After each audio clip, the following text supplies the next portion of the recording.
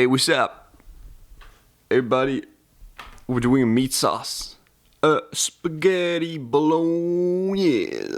Uh-oh, spaghetti-o! Did you know, guys, that the food that I ate the most in my entire life was spaghetti bolognese? My mother always used to make those freaking batches of bolognese sauce. Lazy guy, you know, I don't have too much time to make a big meal.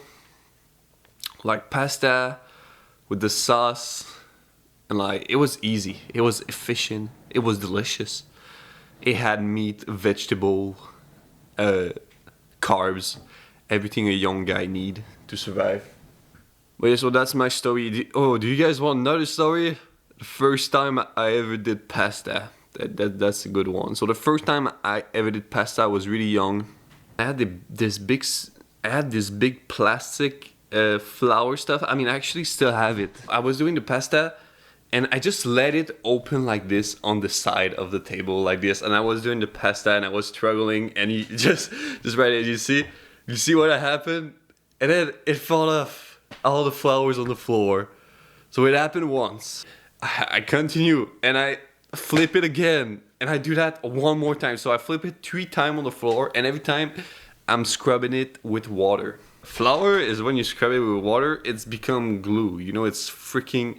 So I kind of glue all the floor full of flour. It was terrible. It was... The pasta were not too bad. I actually made pasta.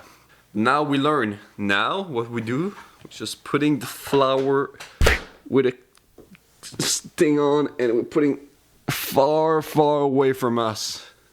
For our ingredient. For the pasta though, we're gonna need some basic flour, and we're gonna need some durum enriched flour. So pretty much it. For the sauce now, we got a bunch of ingredients. So we're gonna use 2 types of meat. I got pork and beef. You can use veal too. Next we got the pancetta, a beautiful pancetta. This is like Italian bacon. So if you don't have pancetta, you can go with bacon. We got a few cloves of garlic, a little bit of bay leaf just to give a little aroma. We got celery, carrot, onion. For the sauce itself, we're gonna need some veal stock. Or, I mean, you can work with beef and chicken stock. I love veal stock though. A little bit of red wine, some tomato paste, so no tomato sauce, just tomato paste, and a little bit of milk. Alright, so first we want to take our carrot, garlic, celery, onion, and we want to crush it into the food processor. Alright, next we're gonna do the bolognese. We're gonna put some olive oil into a pan. We're gonna add the pancetta and our crushed vegetable. We're gonna sweat that for a bit, and then after we're gonna put it to the side, and we're gonna add our meat. Now we're gonna sweat the meat, and we're gonna make sure we get all the water out of there. So basically you want to cook it until it starts frying. When it starts frying and looking good, we can add our red wine.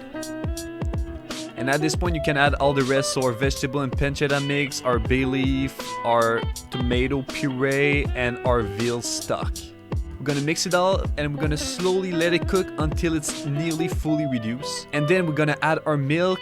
We're gonna mix it again until we got the perfect texture, and our sauce is ready.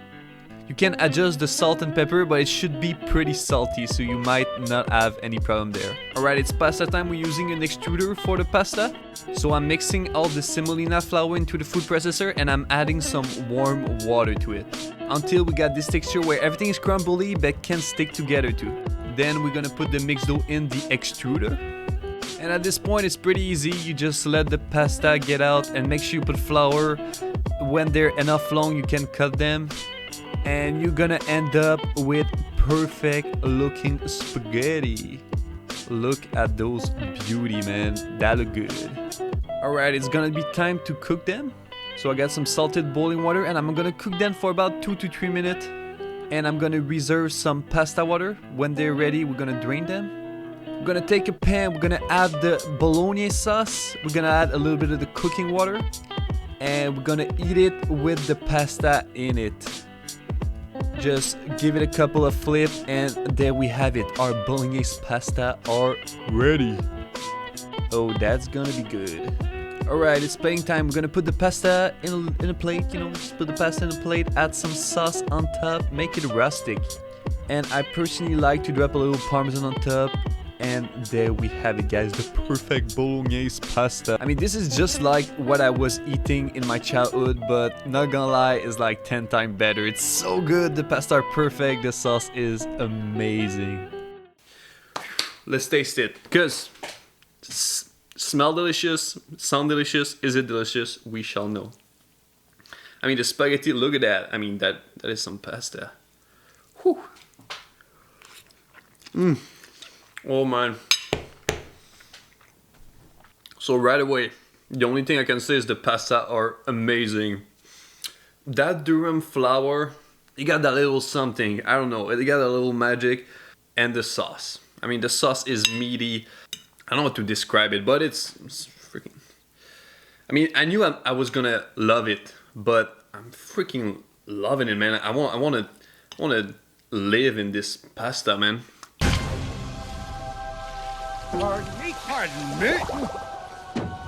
Excuse me? Oh, no problem. Question of the day, what is your favorite chip? What is your favorite chip flavor? Salt and vinegar used to be my go-to, but they're too intense, man. It's like, they're like a punch in the face. You get two, the first two are delicious, but after that it's just like, too much. The one I've been liking so far is like jalapeno, something spicy. Oh yeah, and what is the worst chip flavor? Any chip that has like, that are getting too weird is usually a miss. Bacon, chicken chip, lasagna chip, man. There's so many weird freaking chip out there, man. Actually, the one that I freaking love, but I don't see it anymore that much, was the blue cheese and buffalo Doritos. Those were the one, guys. Those were the chosen one. On the behalf of me and Mr. Cat, we say to you, have a good day. Thank you all for watching. I shall see you for day 4. Peace. Woo, that was good.